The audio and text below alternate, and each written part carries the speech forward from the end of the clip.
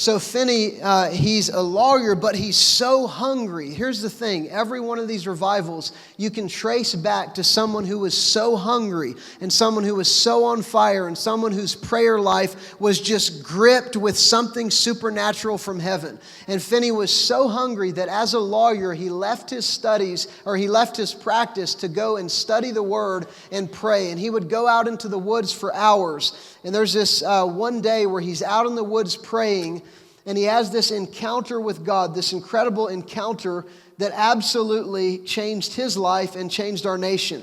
He's in the woods praying, he's hungry, he's crying out to God, and he says, this is 1821, and listen to the language. The Holy Spirit descended upon me in such a manner that it seemed to go through me, body and soul. I could feel the impression like a wave of electricity going through and through me. Indeed, it seemed to come in waves of liquid love, for I could not express it in any other way. It seemed like the very breath of God. I can remember distinctly that it seemed to fan me like immense wings. No words can express the wonderful love that was spread abroad in my heart. And from that day forward, he went into ministry, and within a couple years, he was preaching all over the Northeast. And he had a model. He would go from city to city. He would rent out a schoolhouse or an auditorium or an old abandoned church. He would put up flyers around the town, and he would call people to the meetings.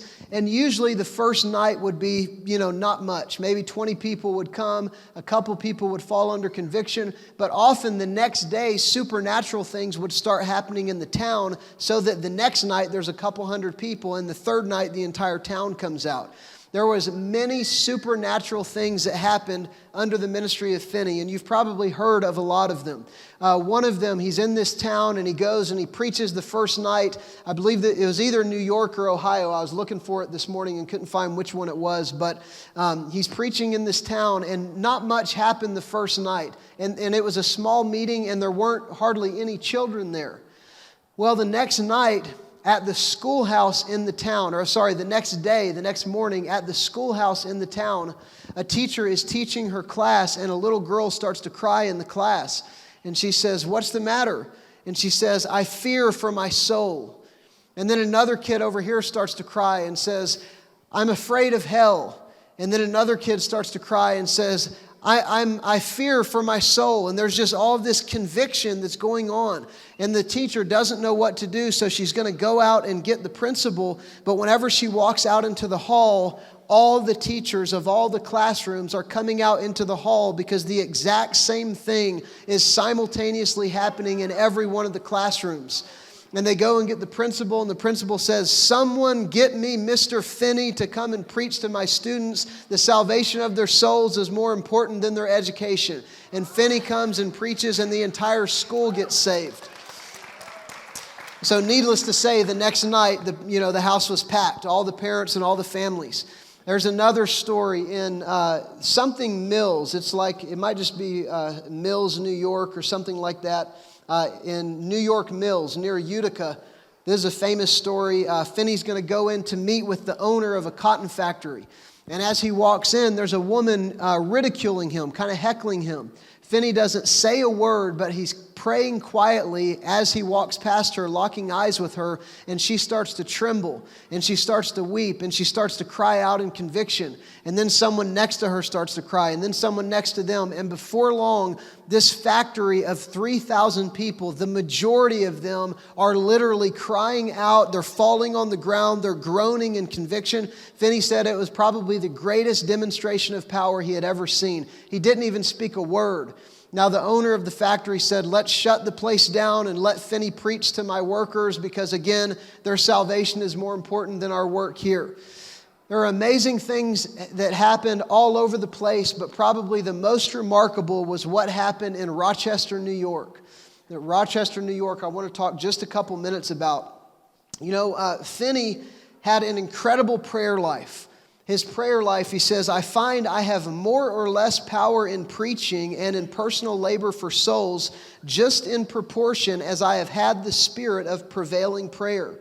I have found that unless I keep myself in relation to God as to have daily and hourly access to Him in prayer, my efforts to win souls are abortive.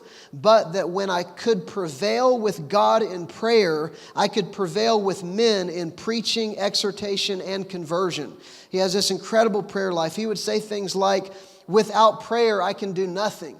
And one of the things that happened in Rochester is that there was a supernatural prayer movement that God had just breathed on the people in Rochester before Finney even came. And he started to meet all of these people who were gripped with a supernatural gift of travailing prayer. He talks about this one guy, Abel Clary, and he says he had known Abel Clary for years. They got saved in the same revival. And Abel Clary is staying with this man in Rochester, and the man comes up to Finney and he says, I don't know what to make of this man. For hours a day, he lies on the floor and groans, and he's in agonizing prayer, and he lays on the bed and rolls back and forth, and he cries out at the top of his lungs, I don't know what to make of it. And Finney says, he's going to be all right. He will prevail. It's okay. He's not going crazy. And then he goes on to list many men, many people that he knew, some of whom are influential. They're leaders in politics. They're leaders in the church. And many of them, their whole lives stopped for a season because they were so gripped with prayer that for days at a time, they couldn't leave their house. They literally, he would describe it as a spirit of prevailing prayer, and he would describe it as agonizing travail, where they were just gripped and they would just roll around on the floor groaning and crying out to God. One of the most famous of these intercessors was a man named Daniel Nash, who in the early years would go into a city before Finney, and he would rent out a room in a basement, and he would pray for a couple weeks before Finney would come into the town. He would open heaven over the city so that whenever Finney would come in to preach, people would just be getting saved left and right because the work was already done. Well, there was a supernatural, spontaneous prayer movement already happening in Rochester whenever Finney came into the town, and that was largely responsible for the revival. And so basically what happened was whenever he first arrived, there was this wealthy woman who was the wife of a prominent lawyer who came to meet with him. And she actually came to check him out because she had heard about Finney. And she heard that wherever Finney went, he shut down the parties. And she was looking forward to the winter party season, and she wanted to come check him out and see if he was really going to shut down her parties. And so in conversation with Finney, she gets so convicted, she starts to weep, she ends up getting born again, and she starts inviting all of her friends to his meetings. And Finney said, before long, my meetings were full of the most influential and prominent people in Rochester. All of the lawyers, all of the judges, all of the bankers, all of the leading architects and the leading mechanics in the city, even those who were in government, they were all coming to my meetings. It had such an impact on society, and Rochester was a town of less than 10,000 people, and it is historically documented that within a year's time of Finney laboring in Rochester, the surrounding area had over 100,000 people added to the church. They kept great records back then of who was in the church and who wasn't. 100,000 people came to the Lord in the space of less than a year of Finney laboring. There are 1,500 revivals in other towns in the area that directly came out of Rochester. There was one high school in Rochester where Finney preached. Something very similar happened. Revival breaks out in a classroom. They call Finney. Finney preaches, and pretty much the whole school gets saved. Out of this one high school, there were 40 people that became pastors, and there were over 40 people that went into missions. One of the men who got saved in the revival later went on to become like the state attorney general for New York. And he said he wanted to see what were the effects on the city. And he saw that from the time of I think it was 1831 or so, Rochester revival, for the next 20 years, the city had increased threefold in population, but crime had decreased by 2/3. So 2/3, so it's a ridiculous 3,000% decrease in crime because of what happened here. It radically changed culture. There's accounts of multiple people saying that Rochester was a town of drunkenness, and it was a young town, and there was nightclubs they called dance halls where there was all kinds of immorality, and there was all kinds of just materialism. And after this revival swept through, there was this holiness that came on the entire city. There was a holy atmosphere in the streets and in the buildings. The churches were so packed out. There's one account where there were so many people crammed into a church building that they literally busted the building apart. The walls literally started to crack and the roof started to fall down, and people started diving out the windows because the church was so packed out it was bursting at the seams literally.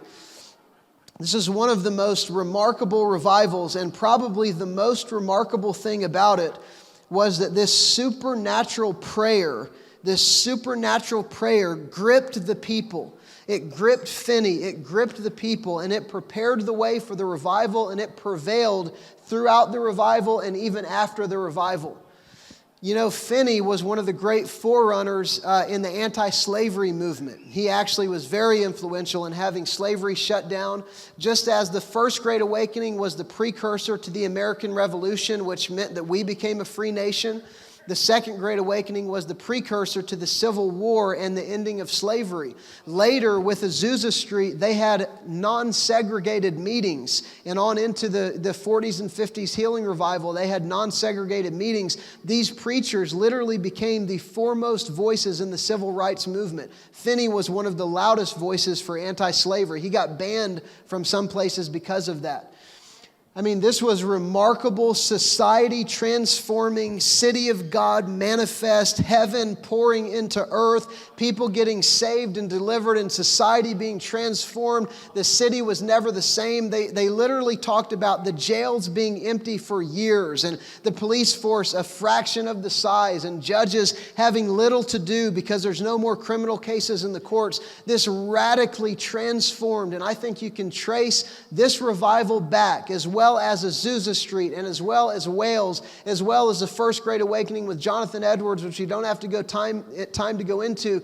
You can trace them back to a people who were so hungry for God. They were so desperate and they were so gripped with fire from heaven that something supernatural descended on them so that they were no longer their own, but they became a conduit for travailing prayer to birth something into the earth. And men and women of God, there were many mighty women of God in these moves as well. Men and women of God became gripped with a message where they became heaven's mouthpiece, and where their words had such authority that they made prophetic declarations over cities and over nations that literally changed history.